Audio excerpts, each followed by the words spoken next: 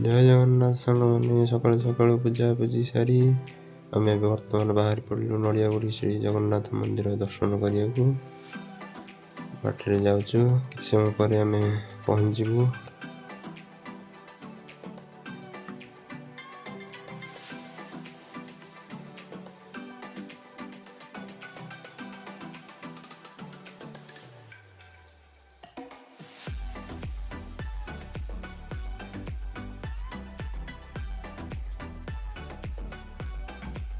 ଇଏ ହେଉଛି ନଡ଼ିଆଗୁଡ଼ିର ଐତିହାସିକ ପୁରୁଣା ପୋଖରୀ, ଯାହାକୁ ରାଜା ଚୋଡ଼ଗଙ୍ଗଦେବ ଖୋଳାଇଥିଲେ।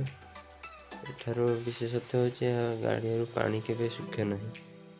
ଏଠି ପ୍ରଭୁ ଚାପ ଖେଳନ୍ତି।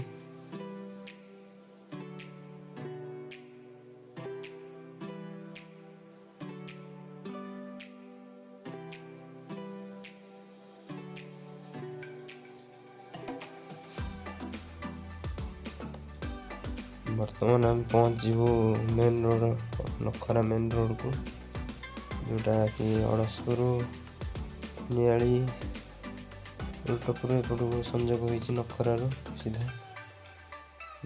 ପହଞ୍ଚି ଆମେ ବର୍ତ୍ତମାନ ମେନ୍ ରୋଡ଼ରେ ପହଞ୍ଚିକି ନଡ଼ିଆଗୁଡ଼ି ଶ୍ରୀ ଜଗନ୍ନାଥ ମନ୍ଦିରକୁ ପାଖାପାଖି ହେଇଗଲୁଣି।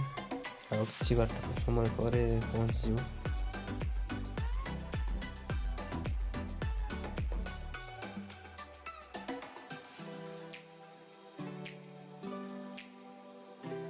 ବର୍ତ୍ତମାନ ଆମେ ଅମରପଲ୍ଲୀ ରେଷ୍ଟୁରାଣ୍ଟ ପାଖରେ ପହଞ୍ଚି ଆସିଛୁ। ଏଇଠାରୁ ଡାହାଣ ହାତୀ ଗଲେ ପଡ଼ିବ ପ୍ରଭୁ ଶ୍ରୀ ଜଗନ୍ନାଥ ମନ୍ଦିର ନଡ଼ିଆଗୁଡ଼ି।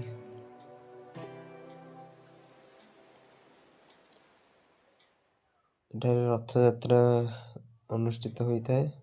ବଡ଼ ରଥ ହୋଇଥାଏ, ଗୋଟିଏ ରଥ ମାତ୍ର ହୋଇଥାଏ। ଆମେ ବର୍ତ୍ତମାନ ପହଞ୍ଚି ଯାଇଛୁ ମେନ୍ ଏଣ୍ଟ୍ରାନ୍ସରେ।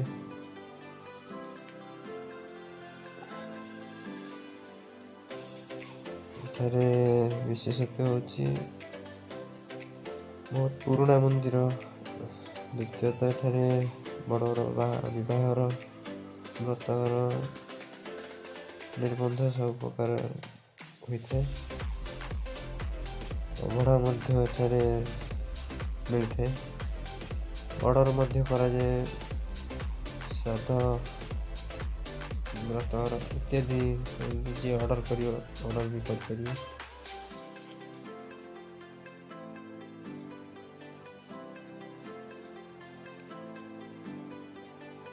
ଅରୁଣ ସ୍ତମ୍ଭ, ବର୍ତ୍ତମାନ ପ୍ରଭୁ ଚତୁର୍ଦ୍ଧାମୂର୍ତ୍ତି ପ୍ରଭୁ ଜଗନ୍ନାଥ, ଆମର ଠାକୁର ବଳଭଦ୍ର, ମାତା ସୁଭଦ୍ରା, ସୁଦର୍ଶନ ମହାରାଜ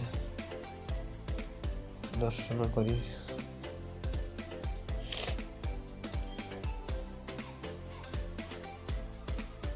ବର୍ତ୍ତମାନ ଆମେ ଚାଲିଲୁ ଅବଢ଼ା ରୋଷଶାଳାକୁ। ଏଠାରେ ଅବଢ଼ା ମହାପ୍ରସାଦ ସେବନ କରିବୁ।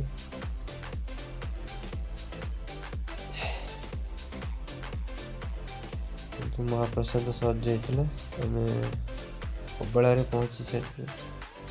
ନୂଆ ବର୍ଷଟାରେ ଆଶାରେ ହିଁ ରହିଗଲା। ପ୍ରଭୁଙ୍କର ବୋଧେ ଇଚ୍ଛା ନାହିଁ ମହାପ୍ରସାଦ ପାଇବାକୁ। ଏଇଟା ହେଉଛି ରୋଷଶାଳା। ସବୁ ପ୍ରକାର ସୁବିଧା ଅଛି। ଲାଟ୍ରିନ୍, ବାଥରୁମ୍, ବିବାହର, ବ୍ରତଘର, ନିର୍ବନ୍ଧ ଇତ୍ୟାଦି ସବୁ ଏଠାରେ ହେଇଥାଏ।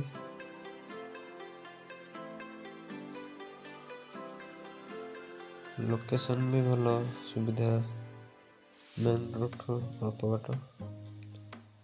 ଅରୁଣ ସ୍ତମ୍ଭ, ପ୍ରତ୍ୟେକ ଦିନ ଶହ ଶହ ଲୋକ ଏଠାକୁ ଦର୍ଶନ କରିବା ପାଇଁ ଆସିଥାନ୍ତି।